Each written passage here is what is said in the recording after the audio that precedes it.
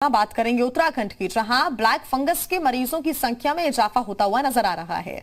उत्तराखंड में black fungus के मरीजों की संख्या बढ़कर 155 हो गई है। प्रदेश में ब्लैक फंगस से अब तक 14 मरीजों की मौत हो चुकी है।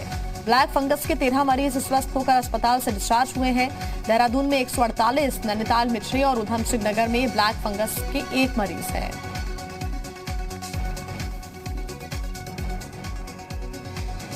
और ज्यादा जानकारी के साथ जी मीडिया संवाददाता हल्द्वानी से विनोद हमारे साथ जुड़ गए। हरिद्वार से हमारे साथ मयंक जुड़े हुए हैं।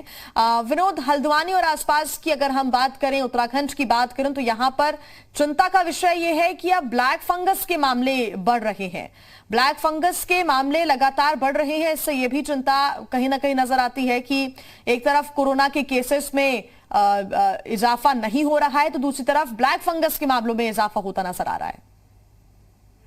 देखिए जी, अब राज्य के लिए 3 मामले जो है वो चिंता का सबक है। एक तो कोरोना के जो मामले हैं हालांकि घट रहे हैं, लेकिन चिंता का सबब है। दूसरी तरफ ये है कि जो तीसरी लहर की आशंका जताई जा रही है बच्चों के लिए, वो भी चिंता का सबब है। और इसके अलावा जो है ब्लैक फंगस के जो बढ़ते मामले हैं वो तो बेहद चिंता का सबब है, क्योंकि अब नैनीताल जिले में 6 ब्लैक फंगस के नए मामले आए हैं।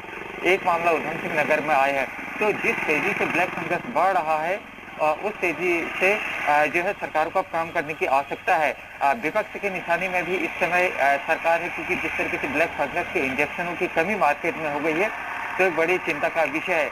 और नैनीताल जिले में 6 मरीजों का आना अब स्वास्थ्य प्रशासन के लिए बड़ी चुनौती बन चुका है। सुशीला तिवारी अस्पताल में जो है डॉक्टर्स को अलर्ट कर दिया गया है कि आने वाले समय के हिसाब से जो है आप तैयारी करें कि किस तरीके से हमें इस बीमारी से जूझना है। तो कुल मिलाकर अभी पूरे प्रदेश के हालात ये हैं कि कोरोना के मामले जिस तेजी से घट रहे हैं, जिस तरीके से गिरावट आ रही है कोरोना के मामलों में, उसी तेजी से ब्लैक फंगस के मामले बढ़ रहे हैं। और ये भी उस पर जल्दी कंट्रोल नहीं किया जाता, क्योंकि हमें ब्लैक फंगस के इंजेक्शन की भी सप्लाई को देखना है, दूसरी तरफ हमें कोरोना से भी लड़ना है, और तीसरी लहर के चलते जो बच्चों में आशंका है कि कोविड का इन्फेक्शन बढ़ सकता है, उससे भी हमें लड़ना है। तो चुनौतियां 3 हैं और उसी हिसाब से हमें इंतजाम भी करने हैं।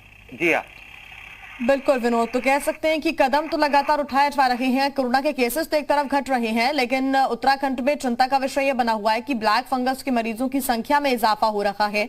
इलाज ठीक से मिल सके और सही समय पर मिल सके, विनोद, ये भी सुनिश्चित करना बहुत जरूरी है सरकार के लिए, क्योंकि ब्लैक फंगस के मामले जब सामने आते हैं तो उसमें सबसे पहले डॉक्टर्स की तरफ से यही कहा जाता है कि सही समय पर सही इलाज, सही इंजेक्शन अगर मिल जाए तो मरीज की जान बचने का जो एक इजाफा है उसमें देखने को हमें मिल सकता है। मयंक भी हमारे साथ लगातार जुड़े हुए हैं। मयंक, उत्तराखंड की बात करें तो एक तरफ तो केसेस घटे कोरोना के, लेकिन ब्लैक फंगस के केसेस बढ़े तो प्रशासन की चिंता भी बढ़ गई है अब।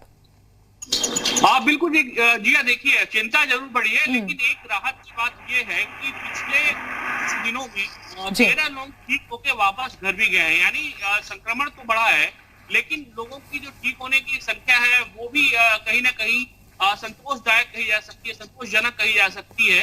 प्रदेश सरकार के पास या स्वास्थ्य महकमे के पास इस समय 15,000 के आसपास इंजेक्शन है जो ब्लैक फंगस में खास तौर पे लगाए जाते हैं। इसलिए इसको लेके सरकार बहुत ज्यादा थॉटफुल नहीं है कि हमें बहुत चिंता करने की जरूरत है। सरकार के पास पर्याप्त इंजेक्शन है। हाँ, ये जरूर है कि जो मरीज बढ़ रहे हैं वो कहीं ना कहीं परेशानी का सबब है। अकेले हम देहरादून की बात करें, केवल राजधानी देहरादून की बात करें तो 148 केस हैं, लेकिन हमें ये भी समझना होगा जी, इस 148 केसेज में से बहुत सारे मामले उत्तर प्रदेश से आए हुए हैं। उत्तर प्रदेश से जो लगे हुए जिले हैं, मुजफ्फरनगर, सहारनपुर हो या फिर मेरठ जैसे जिले हो, यहाँ से बड़ी संख्या में लोग बेहतर इलाज के लिए देहरादून का रुख करते हैं। कई सारे मरीज जो है उत्तर प्रदेश के भी हैं।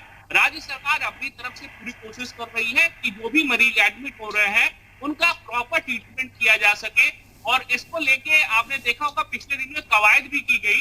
उत्तराखंड की प्रशासन अपने स्तर पर लगातार कदम भी उठा रहा है। हालांकि राहत वाली बात यह है मयंक की लोग ठीक होकर अपने घर पहुंच रहे हैं। हालांकि हमारी अपेक्षा, उम्मीद यही है, सरकार की भी उम्मीद यह है कि ज्यादा केसेस ना बढ़ें, क्योंकि ब्लैक फंगल इन्फेक्शन के केसेस जितने बढ़ेंगे लोगों की समस्या बढ़ेगी, प्रशासन के सामने चुनौतियां भी बढ़ेंगी।